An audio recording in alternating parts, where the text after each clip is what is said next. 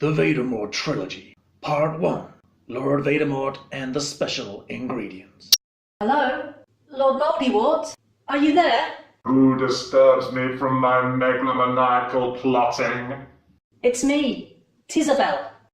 The new girl? Tisabelle? Yes, my lord. My parents couldn't decide between Tizzy and Isabel, so Tisabelle. I could change it if you'd rather. What is the purpose of your visit? Your loyal servant Weaselrind sent me for my induction.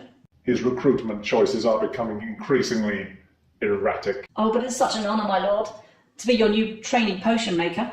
Potions? I see. It's just so wonderful to meet you at last. You wouldn't believe the number of times I've dreamed of standing before you, of looking you in the eye, of shaking you by the grotesquely withered claw. We could just fist bump. Touch me and die. Right, okay. Are you aware, minion, that you have already committed 2 grave errors since taking up your post? No. Firstly, you have disturbed me from my aforementioned megalomaniacal plotting. Yes, sorry about that. Secondly, you have misspoken my name. Did I? Who am I, minion? You're Lord Vadermort, the most powerful dark wizard in the whole of Muggle Earth, ruler of the Sith, lord of the Dark Tower, commander of all the forces of wickedness known to man. In short, he who shall not be named. Indeed. Why? What did I say? You said Lord Moldywort. Trouble is, it's been so long since anyone has dared say your name. I think a lot of people have genuinely forgotten what it is. In many ways, you're a victim of your own success. Are you familiar, minion, with the fate of Weaselrind's predecessor? He was known as Big-Eared Nogbert, although ironically, he had little talent for listening. I confess I haven't heard it, my lord. He was the last person foolish enough to displease me. Then I'm guessing he didn't live to tell the tale, my lord. No, he lived. I deliberately kept him alive precisely so he could tell the tale. Of course. He goes by the name No-Eared Nogbert these days. I'm afraid that one passed me by. But then tales of your wickedness are so numerous, my lord, it's hard to keep track. In many ways, you're a victim of your own... Silence, fool! Tell me, what duties are required of you? I am to assist with making potions, sourcing rare ingredients, preparing base mixtures, and so on. But my wider duties are to perform various minor acts of magical servitude at your bidding. Yes. And to act as a sounding board for any large blocks of exposition that you would otherwise be forced to soliloquize through all by yourself. You know, to stop you sound like some kind of nutter. There is one final element to your duties. My lord? Corpus Tempero. By signing up, you are agreeing to be my personal store of spare body parts, in the event of anything unpleasant happening to my own. It was in your contract. Do you know, I was a bit nervy about that. But then I thought, with these curves of mine, I mean, it's not like I'm actually carrying anything in your size. You're not like the others, are you? You're cheerful. It's nice to be cheerful. None of my other Death Beaters are cheerful. Not even at weekends. It is not in their character ever to be cheerful. You should really try to weed that out at the application stage, my lord.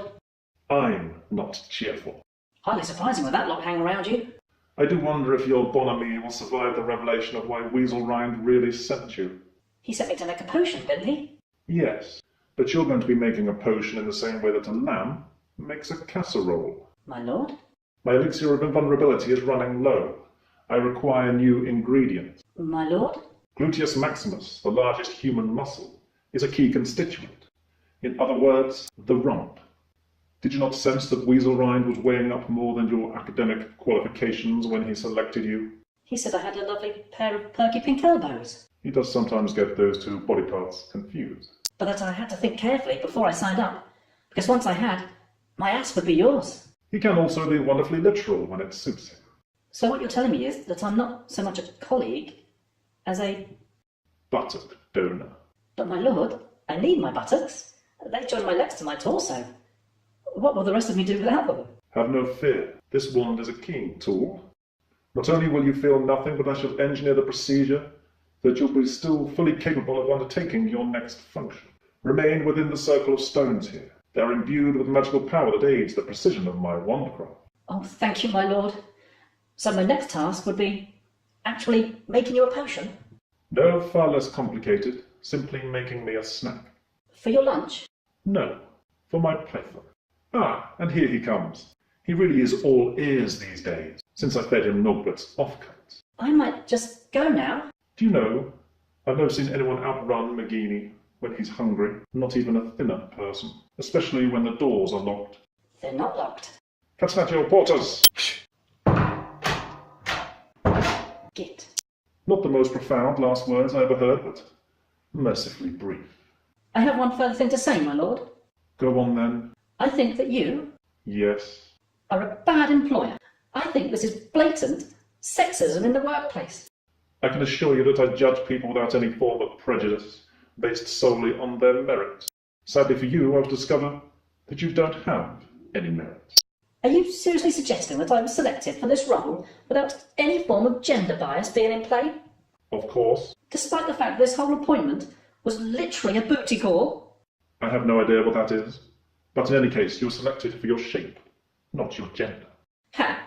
Then it was good old-fashioned size bias. Any tribunal panel worth its salt would find that you are fattest. And any weighing scales worth their salt would find that you are fattest. You rotten piece of... Silencio! Honestly, McGeaney, you can't harvest a simple set of bum cheeks these days without someone getting all up in your grill with their trash talk. Now, McGeaney, attend. The upper bit, wearing the displeased expression and mouthing obscenities, is yours. Leave the rest. Understand? Here go. Decapitatum! Ah!